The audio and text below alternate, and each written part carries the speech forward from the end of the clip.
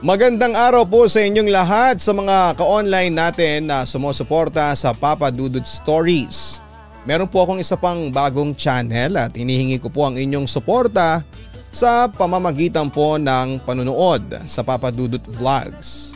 Kung paano nyo po suportahan ang Papa Dudut YouTube channel, sana ganun din po ang inyong suportang ginagawa ko doon sa isa ko pang channel na binubuhusan po natin ng effort para mapaganda. Sa ating episode ngayong araw, dumarating sa ilang relasyon na nakakaramdam ang isa sa pag-asawa. May mga pagkakataon na hindi na nakukontento ang isa sa kung ano ang kanyang ibinibigay sa kanyang partner. Dito na pumapasok ang tinatawag na cheating. May mga tao na hinahanap sa iba ang wala sa karelasyon nila. Humahanap sila ng isang tao na siyang magpupuno ng pagkukulang ng kasalukuyan nilang karelasyon. Ngunit sigurado ka ba na hindi mo pagsisisihan ang iyong naging desisyon kung malalaman mo na maling tao ang iyong pinili? Dear Papa Dudut, napatunayan ko na talagang nasa huli ang pagsisisi. Narealize ko ang bagay na yan dahil sa nangyari sa akin. Itago nyo na lamang po ako sa pangalang Regine. At 27 years old na ako sa ngayon. Bilang ako ang bunso sa apat na magkakapatid ay masyado akong na-spoiled. Lalo na at ako ang nag-iisang babae. Hindi ganoong kayaman ang aking pamilya. Pero masasabi ko na kahit papaano ay nakakaangat kami sa buhay. Ang ikukwento ko ay tungkol sa naging relasyon ko sa aking ex-boyfriend na papangalanan kong Rico. Matagal na kaming magkakilala ni Rico, Papa Dudut. Magkasing edad kami at parehas ng school na pinasukan noong high school. Nakikita ko na siya noon, crush ko siya kasi gwapo at matalino. After kong matapos ang aking 2-year course ay sinubukan ko maghanap ng work sa ibang lugar. Napadpad ako sa Laguna dahil doon din nagwo-work ang kuya ko. Sa paghahanap ko ng trabaho ay hindi ko akalain na magkakasabay kami ng pag-a-apply ni Rico sa iisang kumpanya. Nagulat ako kasi sa laki ng Laguna ay parang pinagtagpo kami ng tadhana. Nagpalitan kami ng number, ako ang naunang kumuha ng number niya kasi parang wala siyang balak. To be honest, ako ang nagpakita ng motibo kay Rico. Ako yung palaging nag-aaya sa kanya na lumabas kami o kaya ay magkita. Crush ko pa rin kasi siya ng time na yon, Papa Dudut. Nauna siyang magkaroon ng work sa akin. Warehouse staff siya. Habang ako naman ay nakuha bilang isang office staff. Nakakatuwa kasi hindi magkalayo ang workplace namin. Kapag may chance ay nakikita kami after ng work. And one time ay umamin ako kay Rico na gusto ko siya. Agresibo kasi ako at mapangahas, Papa Dudut. Kapag bet ko ang isang lalaki ay sinasabi ko ng diretso. Hindi ko akalain na sasabihin ni Rico na gusto rin pala niya ako. High school pa lamang daw ay may gusto na siya sa akin.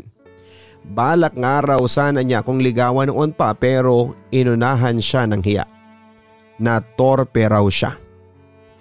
Aniya liligawan na raw niya ako pero ang sabi ko ay hindi na yon kailangan. Gusto ko siya, gusto niya ako. Kaya kami na. Agad-agad, Papa Dudut, and life is short para magligawan pa kami, sabi ko pa. Fast forward. After 3 years ay kami pa rin ni Rico. Masasabi ko na sa loob ng 3 taon na yon ay masaya naman ako. Tuwing monthsary namin ay hindi pwedeng hindi kami magde-date. Wala rin kaming naging malaking problema ni Rico. Nagkakatampuhan kami pero madali rin kaming nagre-resolba ng mga problema.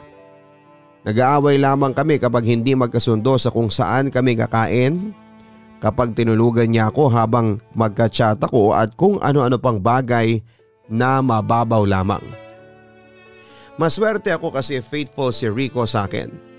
Wala akong naging problema pagdating sa ugali niya. Sobrang bait ni Rico at iginagalang niya ako bilang babae. Sa loob ng 3 taon ay walang nangyari sa amin bukod sa yakap at halik. Kahit may pagkakataon na gusto ko ay Ipinapaalala palagi sa akin ni Rico na hindi pa yon ang tamang oras para may mangyari sa aming dalawa. Paano raw kung may mabuo?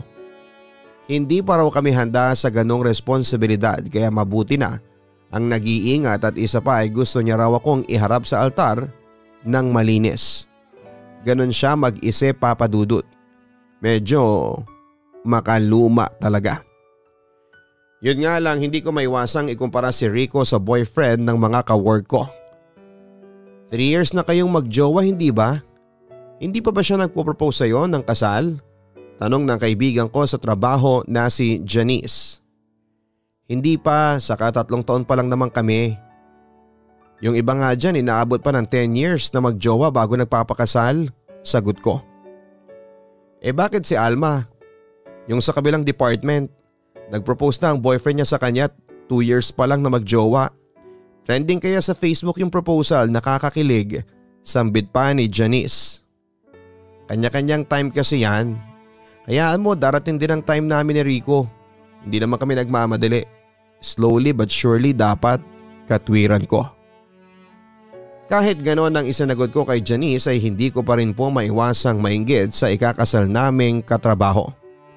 Lalo na nang nakita ko ang sinasabi ni Janice na viral proposal. Sobrang nakakakilig at nakakaiyak. Napastok tuloy ako sa profile ni Alma at puro post nila ng jowa niya ang nakita ko. Puro sila travel at staycation. May pictures pa na magkatabi sa kama at magkakiss. Hindi ko na naiwasang mainggit sa kanila, Papa Dudut. Si Rico kasi yung klase ng boyfriend na hindi ma-post sa social media tungkol sa relationship niya.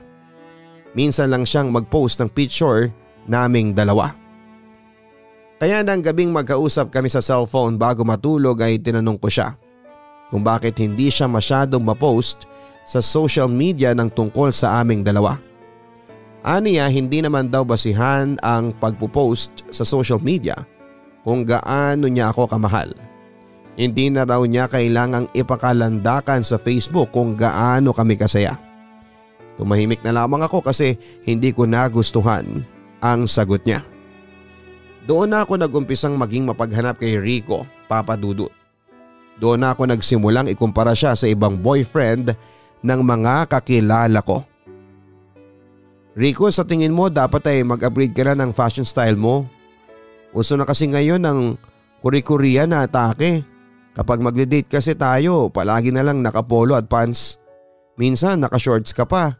Kagaya ngayon, puna ko kay Rico. Kumakain kami ng dinner noon sa labas. Wala naman problema sa ganitong damit eh. Hindi nawawala sa uso. Saka sa ganito ako komportable. Teka, bakit bigla mo nasabi yan sa akin? Ikinakahiya mo ba akong kasama dahil sa suot ko? Nagtatampong tanong naman ni Rico. Hindi naman sa ganon. Naisip ko lang kasi na bagay sa'yo ang ganong mga damit kasi matangkad ka at maputi. Turan ko. Bagay sa akin o nakita mo sa boyfriend na kung sinong kaibigan mo? Tanong niya. Okay fine, oo na. Nakita ko nga sa boyfriend ng isa kong friend. Parehas kasi kayo ng build ng katawan kaya naisip ko na bagay talaga sa iyo ang Korean fashion. I'll be honest with you Rico, kagaya ngayon.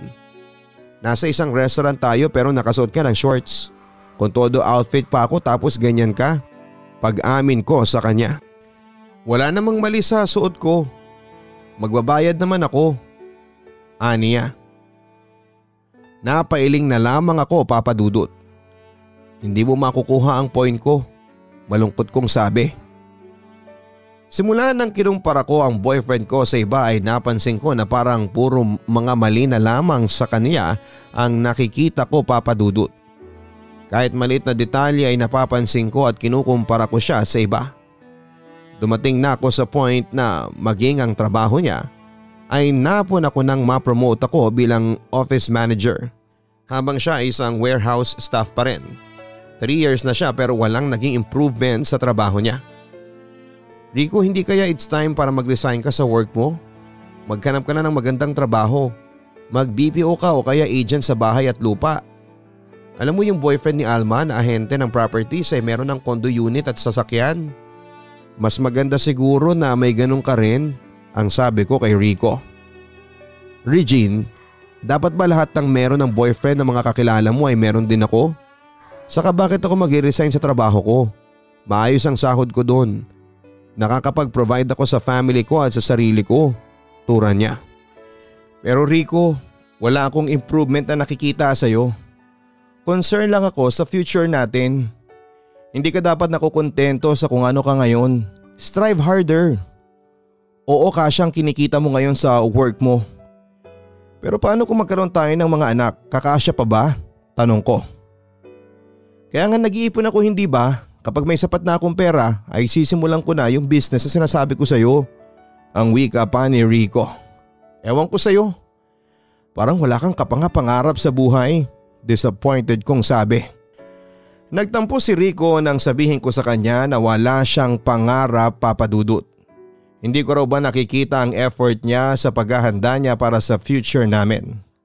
Kaya nga raw palagi siyang nag-overtime at maging ang weekends ay pinapasukan niya para mabilis siyang makaipon. Gusto niya raw na kapag magpakasal na kami ay handa na siya financially. Huwag ko raw siyang madaliin at tigilan ko na ang pagkukumpara ko sa kanya sa ibang lalaki dahil iba raw siya sa mga yon. Ewan ko ba, Papa Dudut, pero hindi ko talaga makita ang punto ni Rico ng panahon na yon. Pakiramdam ko pa ay hindi niya talaga ako mahal. Kasi kung mahal niya ako ay gagawin niyang lahat ng sinasabi ko sa kanya. Alam niya na yon ang makapagpapasaya sa akin pero ayaw niya akong sundin. Pinupush ko nga siya para mas maging better pero parang wala siyang plano na mag-improve. Parang minamasama pa niya ang mga sinasabi ko. Isang araw ay binisita ako ng nanay ko sa bahay ng kapatid ko sa Laguna. Nakipagkwentuhan siya sa akin at dumako ang topic namin kay Rico. Kumusta na pala kayo ni Rico? Buti at hindi ka pa nabubuntis. Walang preno talagang magsalita ang nanay ko, prangka kumbaga. Maano ba? Nanlaki ang mga mata kong sabi. Anong ano ba? Kung may nangyayari na sa inyo ay normal yun, pero huwag ka munang magpapabuntis ha. Baka unahan mo pang mag-asawa ang mga kuya mo eh. Sabi pa ni Mama. Malabong mangyari yan ma, walang nangyayari sa amin ni Rico. Gusto ko na nga na mag-live-in kami pero ayaw niya. Ewan ko ba? Masaya naman ako sa kanya noong una pero lately nabuboringan na ako sa relasyon namin. Para ako nakikipagrelasyon sa isang santo. Sobrang bait ni Rico ma, walang thrill. Pag-o-open ko sa nanay ko. Anong live-in? Bata ka pa Regine. Saka maswerte ka na nga dyan sa boyfriend mo kasi mabait, hindi sakit sa ulo. Hindi kagaya ng ibang lalaki na may thrill nga pero walang hiya naman, lolokohin ka pa. Sa una lang masarap ang may thrill, Regine. Pero kapag nagtagal na mas pipiliin mo pa rin yung lalaki na hindi ka binibigyan ng sakit ng ulo. Pahayag ni Mama. Ewan ko ba Mama? Ang dami kong hinahanap kay Rico. Palagi ko siyang kinukumpara sa iba. Yung mga bagay na gusto kong baguhin niya ay para naman sa kanya yun eh. Pero ayaw niyang gawin, paliwanag ko. Ano kamo? Binabago mo si Rico para sa kanya? Regine, baka naman para sa'yo kaya mo siya gustong baguhin. Magkaiba yun anak. Dapat pala ay mag-boyfriend ka ng molding clay para nahuhulma mo sa hugis na gusto mo. Pero kung hindi mo na mahal si Rico, abay pakawalan mo na. Seryosong wika ni Mama sa akin, Papa Dudut. Tumatak sa isipan ko ang naging pag-uusap namin na yon ng nanay ko. Lalo na ang sinabi niya na pakawalan ko na si Rico kung hindi ko na mahal. Nang tanungin ko ang aking sarili kung mahal ko pa ba si Rico ay hindi ko masagot. Siguro mahal ko pa siya pero hindi na ako masaya sa kanya. Para sa akin ang boring na ng relasyon namin. Hindi nga ako binigyan ni Rico ng sakit ng ulo pero ang boring. Kumbaga'y walang masyadong ganap.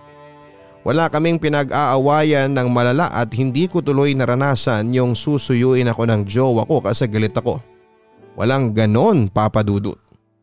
After din ang pakikipag-usap ko sa nanay ko ay napaisip ako kung pakakawalan ko na nga ba si Rico. Pero sa tagal kong may karelasyon ay parang bigla ako natakot sa realization na mag-isa ako kapag nawalan ako ng boyfriend. Parang hindi na ako sanay na walang lalaki sa aking tabi, Papa Dudut. Sinimulan ko nang iparamdam kay Rico ang kawalan ko ng gana sa kanya at sa aming relasyon. Hindi na po ako masyado nag-update sa kanya kapag magkasama kami ay ang cold ko at sinasadya kong mapansin niya na tinatamad ako makipag-usap. Feeling ko ay napansin yun ni Rico pero mas pinili niya na huwag magsalita. Pinag-iisipan ko na kasi na makipag-break sa kanya pero dahil nga sa natatakot ako na mag-isa ay hindi ko pa magawa. Dumating na ang araw ng kasal ng katrabaho namin na si Alma. Isa sa mga araw sa life ko na hindi ko makakalimutan. Isa ako sa kinuha niyang abay dahil maganda raw ako, Papa Dudut. Hindi kami masyadong close pero natuwa ako kasi kinuha niya ako para maging bahagi ng wedding day niya. Kahit alam ko sa sarili ko na may inggit lamang ako kay Alma ay umattend pa rin ako. Parang sinadya pa nga na ako ang makasalo ng bouquet. Biniro pa ako ng mga nakakakilala sa akin na magpo-propose na raw si Rico sa akin. Imbis na matuwa ako ay mas lalo ako nalungkot kasi alam ko sa sarili ko na imposible yung mangyari. Nang pinaupo nila ako sa gitna, ilalagay na kasi yung wedding garter sa legs ng lalaking nakakuha noon. Sinabi ko pa na after na mailagay ang garter sa akin ay aalis na ako. Pero nang makita ko ang lalaking nakakuha ng garter ay napatulala ako sa kanya, Papa Dudut. Para bang tumalon bigla ang puso ko. Siya yung kahulugan ng dream guy ko. Bad boy ang look, messy pero pogi at mabango. Kinindatan pa niya talaga ako matapos niyang ilagay ang wedding garter sa legs ko.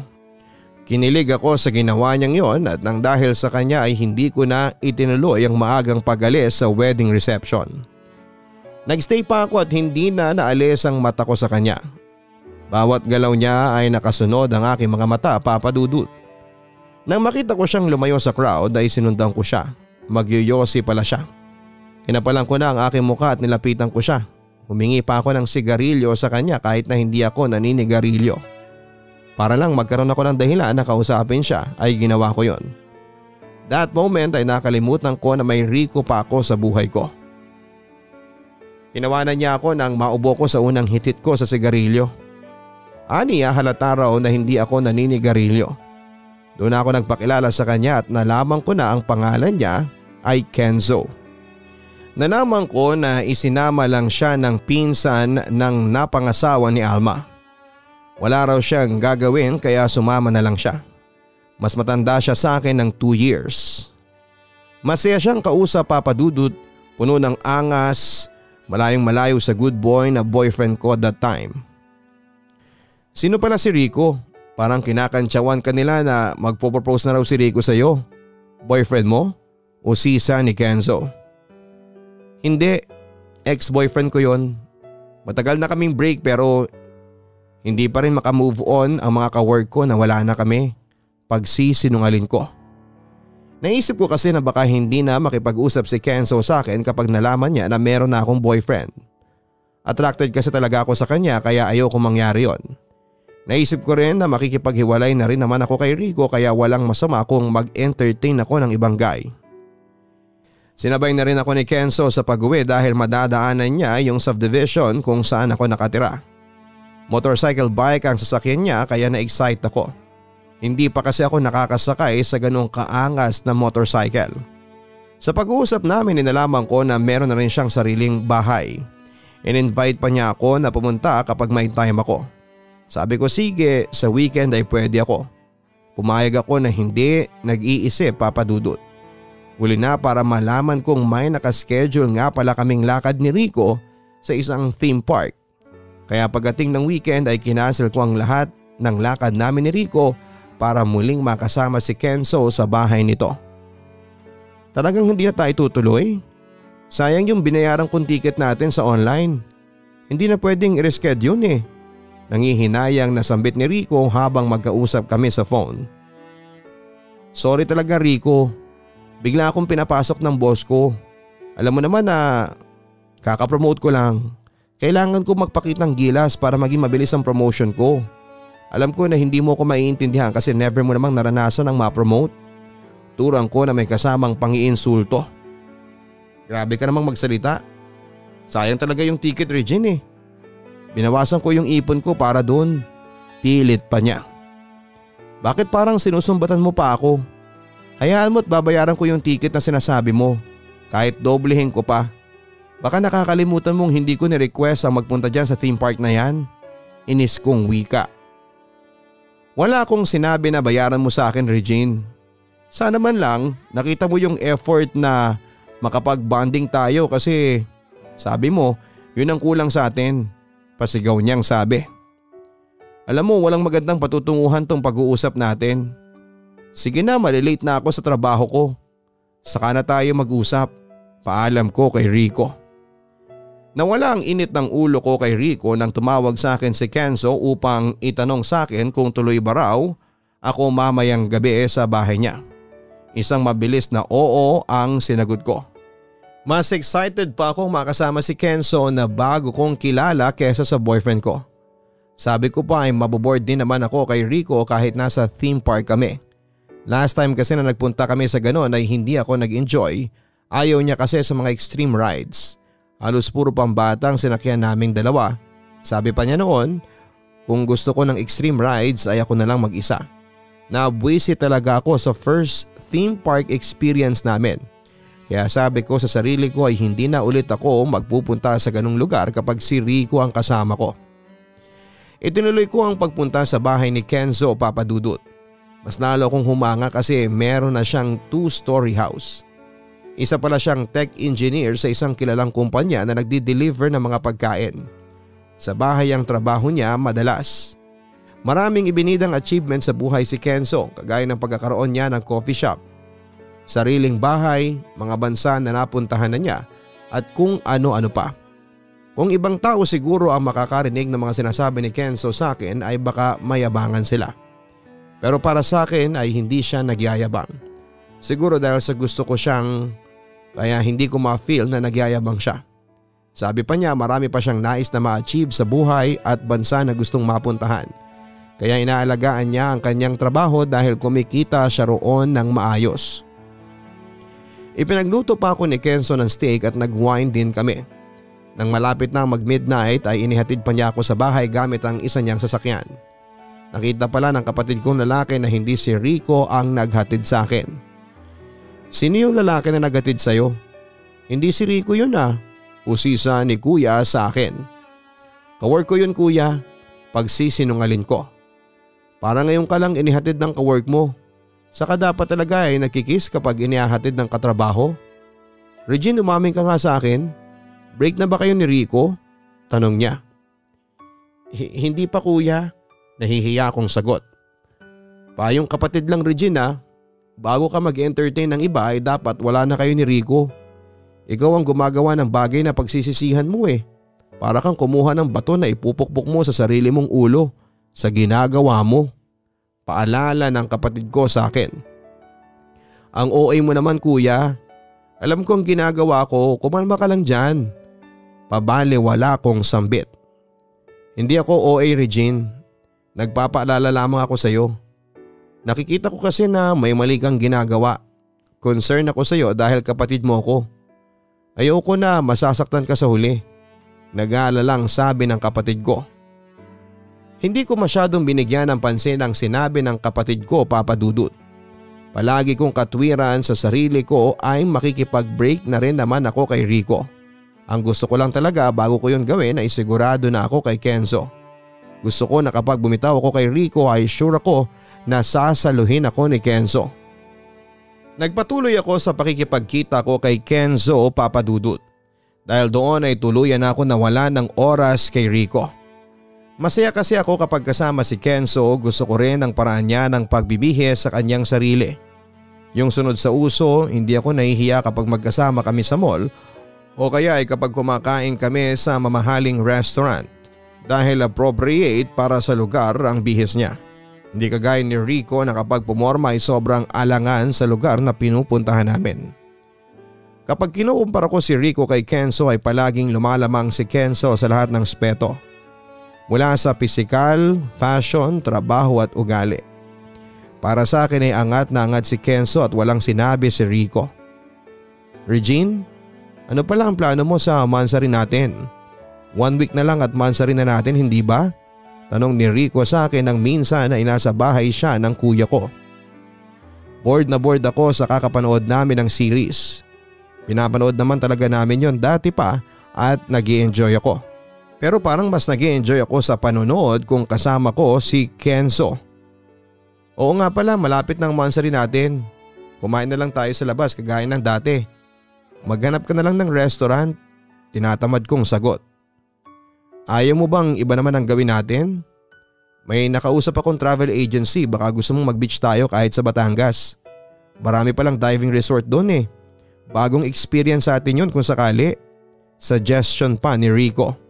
Umasim ang mukha ko. Ayan ka na naman Rico eh, nagpaplano ka na naman nang hindi muna ako tinatanong. May inis kong sambit.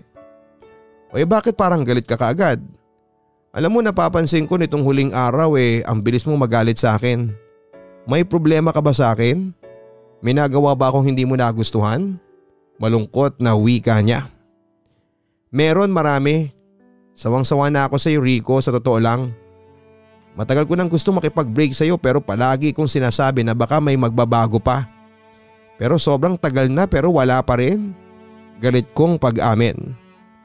Nang araw na yon ay hindi ko na napigilan ng aking sarili papadudot. Nasabihan ko ng masasakit na salita si Rico. Mga salitang dati ay sinasarili ko lamang. Sinabihan ko siyang boring at hindi magandang kabanding. Wala akong narinig na masamang salita naman mula sa kanya. Tahimik siyang nakinig sa mga tala ko. Tuluyan na rin ako nakipag-break kay Rico. Tinapos ko na ang araw na yon ng 3 taon at mahigit na relasyon naming dalawa. Talaga bang yan ang gusto mo, Regine? Magbabago ako. Huwag ka lang makipag-iwalay sa akin. Susundin ko na ang lahat ng sasabihin mo. Gusto mong mag-iba ako ng trabaho, hindi ba? Mag-resign ako bukas na bukas din. Please Regine, huwag ka makipag-break sa akin. Umiiyak na pakiusap ni Rico sa akin. Huli na ang lahat Rico. Matagal ko nang sinasabi sa iyo na baguhin mo ito. Baguhin mo yan. Napagod na ako sa kakasabi sa iyo. Ikaw ang may kasalanan kung bakit napapagod na ako sa iyo. Bulyaw ko pa sa kanya.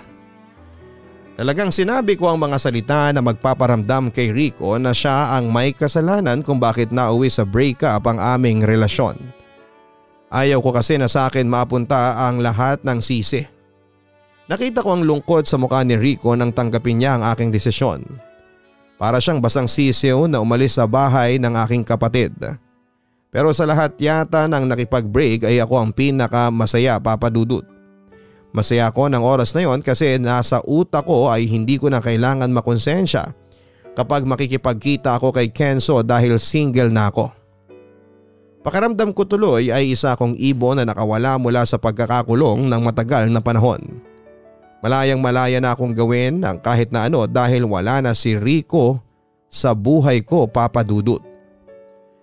Nirespeto ni Rico ang desisyon ko na makipag-break sa kanya. Umasa ako na mangungulit siya na makipagbalikan pero hindi yon nangyari.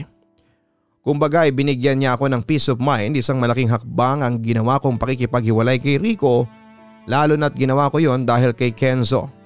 Dahil may pakiramdam ako na gusto na rin niya ako kagaya ng nararamdaman ko para sa kanya. Naging all out ang oras ko kay Kenzo. Hindi ko na kailangan magsinungaling kay Rico sa tuwing magkikita kami ni Kenzo. Mas lumalim pa ang pagkakakilala namin sa isa't isa.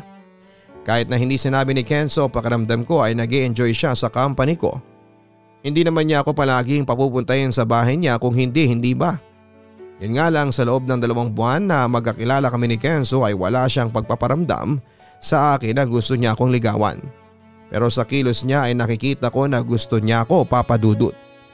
Ayoko kasi na maunang magsabi ng feelings. Natatakot ako na baka mali ako nang nakikita sa kilos niya na may gusto rin siya sa akin. Sinabi ko na lamang sa sarili ko na happy naman ako kahit na hindi sinasabi ni Kenzo na gusto niya ako o mahal niya ako. Isang gabi, first time na naisipan namin na mag-inom ni Kenzo. Hindi ako sanay sa alak pero sumigi pa rin ako para magbida sa kanya. Nang malasing kami ay doon na nangyari ang hindi inaasahan. We end up in his bed papadudot. Alam ko na ang nangyari kahit lasing ako. Pikit mata kong ibinigay sa kanya ang aking pagkabirhen. Iniisip ko pa na kapag ibinigay ko yon kay Kenzo ay baka umamin na siya ng totoong feelings niya para sa akin. The next morning ay umasa ako na matutuwa si Kenzo na siyang nakauna sa akin. Pero nang makita niyang mantsa ng dugo sa bedsheet niya ay inutusan pa niya ako na labhan yon. Wala akong nakitang proud siya o masaya siya. Wala rin siyang nabanggit tungkol sa ginawa naming dalawa kagabi na para bang normal na bagay yon para sa kanya. Pag uwi ko ay sising-sisi ako sa ginawa ko kasama si Kenzo, Papa Dudut. Iniyakan ko ang pagkawala ng virginity ko.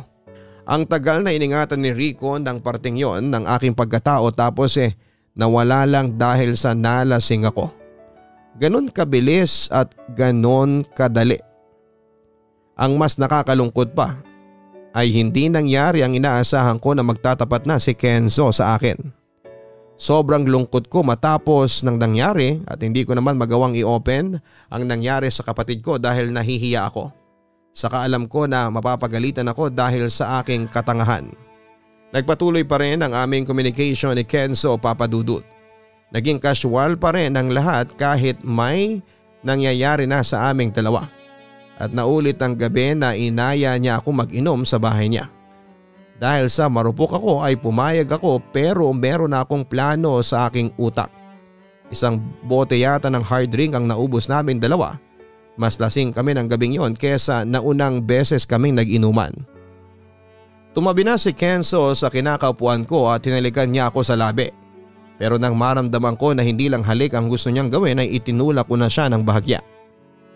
Kenzo, ayoko nang maulit ang nangyari sa atin nang hindi ko alam kung ano ba talaga tayo. Sabi ko kahit lasing na ako. Ha? Ano bang mga pinagsasasabi mo? Nagtataka niyang tanong. Ang ibig kong sabihin, ayoko nang may mangyayari sa atin nang hindi tayo. Gets mo na ba? Tugon ko. Di tayo na, kung yun lang palang gusto mo. Mabilis na sambit ni Kenzo. Talaga tayo na? Hindi makapaniwala kung wika. Ibinigay ko ulit ang sarili ko kay Kenzo. Buong puso kong inalay ang pagkababae ko sa kanya for the second time. Humantong ulit kami sa kama niya at nakatulog ako ng masaya pagkatapos dahil alam ko na kami na talaga ni Kenzo. Gumising pa ako ng maaga kinabukasan para mag-ready ng breakfast para kay Kenzo. Feel ko ang pagiging girlfriend ni Kenzo. Inisip ko pa na bubula ang bibig ng mga kawork ko kapag ipinakilala ko na sa kanila si Kenzo. Para kasi akong nakakita ng ginto sa dalampasigan. May pa-post pa ako sa Facebook ng mga sweet quotes na nagpapakita na in love ako. May ilan na nagtaka kung bakit ganon ang post ko kasi ang alam nila ay malungkot ako dahil kakabreak lang namin ni Rico. Hindi ko na lamang sila pinansin para hindi masira ang aking umaga. Pagkagising ni Kenzo ay inaya ko na siyang mag-almusal. Sabay kaming kumain, kilig na kilig pa ako kasi kinakain niya ang niluto ko. Naisip ko na dapat pag-usapan namin ang nangyari kagabi nang hindi kami lasing. Kaya ako nang naunang magsalita, Papa Dudut. Kenzo, alam mo bang sobrang saya ko ngayon? Kasi finally nalaman ko na gusto mo rin pala ako. The feeling is mutual. Tumirik pa ang mata ko sa kilig. Nasa mid si Kenzo sa kinakain niya. Ha? Anong pinagsasabi mo na the feeling is mutual? Naguguluhan niyang tanong. Hindi ba ang sabi mo sa akin kagabi na tayo na? Pagpapaalala ko sa kanya. Sinabi ko talaga yun? Okay, sabihin na natin na sinabi ko nga, Regine, pero hindi ka na isang bata para seryosohin ang sinabi ng isang taong lasing. I'm sorry pero hindi ko matandaan na may sinabi akong ganon. Natatawang turan pa ni Kenzo. So ang ibig mo sabihin na hindi pa tayo? Nahihiya kong tanong. Hindi tayo, Regine, saka wala pa sa isip ko makipagrelasyon sa ngayon. Akala ko ay nasa same page tayo kaya palaging nakikipagkita ka sa akin. Huwag mo sabihin sa akin na may feelings ka na para sa akin. Naiiling niyang sabi. Wala naman. Nanginginig kong tugon. That's good. Kasi kahit ako ay walang feeling sa'yo. We're just having fun, right? Nakangisi niyang turan. Pakiramdam ko ay naging katawa-tawa ako ng moment na yon, Papa Dudut. Asang-asa ko na kami na ni Kenzo pero hindi pala. Sineryoso ko ang sinabi niya nang lasing siya. Hindi ko alam kung pinaglalaroan ba niya ako dahil alam niyang may gusto ako sa kanya o dahil sa kasalanan ko kasi binigyan ko ng meaning ang ginawa niya kahit na wala siyang sinasabi sa akin na may gusto siya sa akin. Inaamin ko na masyado ako nasilaw sa mga bagay at katangian na meron si Kenzo. Hindi ko alam kung karma bang nangyari sa akin o nagkamali lamang ako ng akala na may gusto rin si Kenzo sa akin. Pinagsasampal ako ng katotohanan na kahit paulit-ulit kong ialay ang sarili ko kay Kenzo ay hindi niya pa rin ako mamahalin. That time may gusto kong pagsisihan ang ginawa kong pakikipag-break kay Rico para kay Kenzo. Doon ko na-realize na nasa kama na ako ay lumipat pa ako sa sahig. Kahit maraming wala si Rico na meron ng ibang lalaki, sigurado ako na ako lang ang mahal niya at wala ng iba pa. May parte ng utak ko na nag-uutos sa akin na kausapin ko si Rico at makipagbalikan pero inunahan ako ng hiya. Parang ang kapal na talaga ng mukha ko kapag ginawa ko yon. Kung may kakayahan lang sana kung ibalik ang panahon ay gagawin ko yon, Papa Dudut. Sa naging karanasan ko kay Kenzo at sa emotional damage na iniwan niya sa akin ay mas gusto ko pa na nasa piling ako ni Rico. Kahit na hindi siya magandang pumorma, kahit na wala siyang sariling bahay at kotse at kahit hindi sumasahod ng malaki ang trabaho niya. Gustong gusto kong balikan si Rico. Sa kabila kasi ng kakulangan niya ay hindi naman siya nagkulang sa pagmamahal niya sa akin. Masyado kasi ako naging mapaghanap at hindi natutong makontento sa kung ano ang meron si Rico. Nagpanil lang ako sa mga ideal man na nakikita ko sa aking paligid.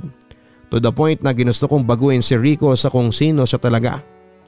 Pinuntahan ko pa si Rico sa tinutuluyan niyang apartment pero wala na pala siya doon. Kahit sa trabaho niya ay wala na rin siya. Matagal na raw na nag-resign si Rico. Nag-message ako sa messenger niya pero sobrang tagal na ay hindi pa niya nababasa. Hindi na rin ma-reach ang number niya. Para bang tadhana na talaga ang gumagawa ng paraan para hindi ko mabalikan si Rico. Hanggang sa kahit masakit ay tinanggap ko na hanggang doon na lamang ang kwento naming dalawa ni Rico. Mahigit 1 taon nang nakalipas, umuwi ako sa amin para bumisita at nalaman ko sa mga kapitbahay namin na nag-abroad pala si Rico. Nasa Dubai daw. Nakita ko rin na unti-unti nang inaayos ang bahay nila kaya naisip ko na totoo ang narinig kong kwento tungkol sa ex-boyfriend ko. Siyempre natuwa ako kasi nagagawa na ni Rico ang isa sa pangarap niya na makatulong ng malaki sa kanyang pamilya.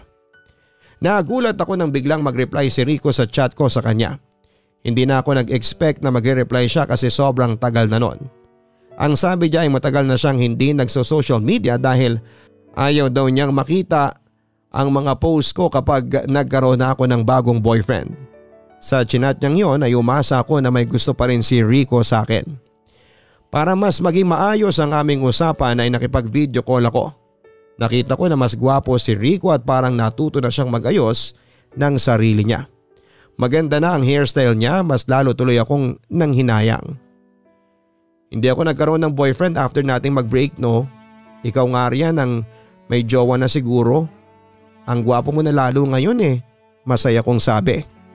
Sa likod ng utak ko ay umaasa ako na single pa rin si Rico.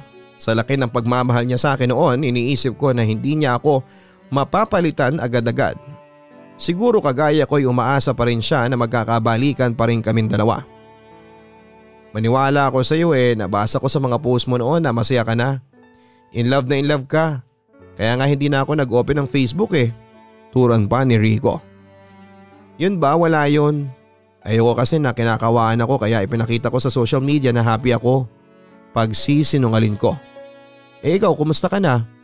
May love life ka na ba ulit? Dugtong na tanong ko.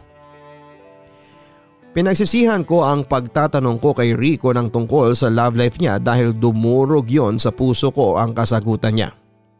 Masaya niyang ikinuwento sa akin na meron na siyang girlfriend at 6 na buwan na silang magkarelasyon. Nagkakilala daw sila sa Dubai, isang Pinay na katrabaho niya. Ang gusto pa niyang mangyari sa pag-uwi niya ay ipakilala niya ang girlfriend niya sa akin. Hindi ko alam kung nangaasar ba si Rico at talagang ipapakilala pa niya sa akin ang bago niyang girlfriend. Pero ang nagpakalma sa puso ko ay nang magpasalamat siya sa akin, Papa Dudut. Ang sabi ni Rico ay marami raw siyang natutunan sa akin nang naging kami. Nang mag-break daw kami ay doon niya na-realize na may punto ang mga sinasabi ko. Mas nangarap daw siya ng mataas kaya nag-resign siya sa trabaho niya at sinubukan ang kapalaran sa ibang bansa. Kahit ang pambabash ko sa pananamit niya ay naungkat pa niya. Kahit paano ay iniba niya ang paraan niya ng pagporma. Nakita ko na mas maayos na siyang manamit sa mga bago niyang upload sa kanyang Facebook after naming mag-usap. Ang balak ko sana noong malaman kong may girlfriend na si Rico ay gayahin si Bea Alonzo sa sikat niyang movie. Sasabihin ko na sana kay Rico na sana ako na lang. Sana ako na lang ulit. Pero nang marinig ko sa boses niya ang genuine happiness ay umatras ako. Hindi dahil sa natakot ako ma-reject kundi na-realize ko na hindi kailangan ng ganong drama. After ng sakit na ibinigay ko sa kanya ay deserve na niya ang maging masaya. Kung ano man ang meron si Rico sa kasalukuyan ay dahil yon sa good karma. Sinabi ko na lamang sa sarili ko na kapag dumating na ang susunod kong pag-ibig ay hindi ko na gagawin ang ginawa ko noon kay Rico. Matututo na akong makontento sa kung ano siya. Ganun pa man ay happy na ako na masaya na si Rico, Papa Dudut. Promise, walang halong kabitiran yon. Sa ngayon ay single pa rin ako, Papa Dudut. Isinumpa yata ako ni Rico na maging single forever. Joke lang po pero seryoso, masaya ako sa buhay ngayon. Nakafocus ako sa pagtulong sa family ko. Naniniwala naman ako na darating ang right guy sa tamang oras. Hanggang dito na lamang po ang aking sulat, Papa Dudut, at handa na po ako sa mga masasakit na comment na mababasa ko mula sa inyong mga listeners. Deserve ko naman po yun. Joke lang po pero keep safe, Papa Dudut, and God bless. Nagmamahal, Regine.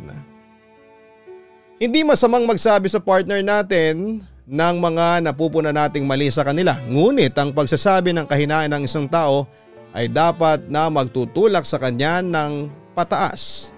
Bilang partner niya, isa ka dapat sa nagmo-motivate sa kanya upang mas ma-improve siya at hindi yung mas lalong liliit ang tingin niya sa kanyang sarili. Walang mali sa kagustuhan nating magbago ang mahal natin lalo na kung ito ay para sa ikabubuti niya. Ang mali ay binabago natin sila dahil sa pansariling interes at para pumasok siya sa ideal partner na binuo natin sa ating utak. At para sa mga kagaya ni Regine, tandaan na hindi dahilan na hindi ka na masaya sa partner mo para mag-cheat. Kapag hindi ka na masaya at hindi mo na mahal ay pakawala mo na kaagad. Hanggang sa muli, ako po ang inyong Papa Dudut. Maraming salamat po sa inyong walang sawang pagsuporta. Imbitahan ang inyong mga kaibigan na mag-like, mag-share, manood at mag-subscribe sa akin pong YouTube channel. Ganon din po, hanapin din po yung isa ko pang pangalawang channel, ang Papa Dudut Vlogs. Maraming salamat po. Ang buhay ay mahiwaga, laging may lungkot at saya. Sa Papa Dudut Stories, laging may karamay ka.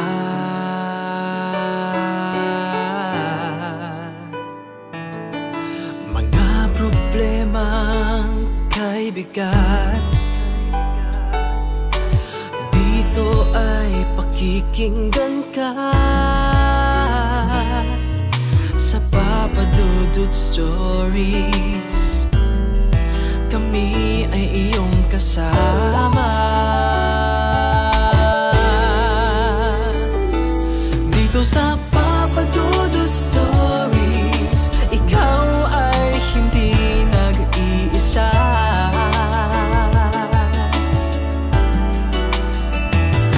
Dito sa Papa Dudut Stories, may nagmamahal sa'yo. Papa Dudut Stories.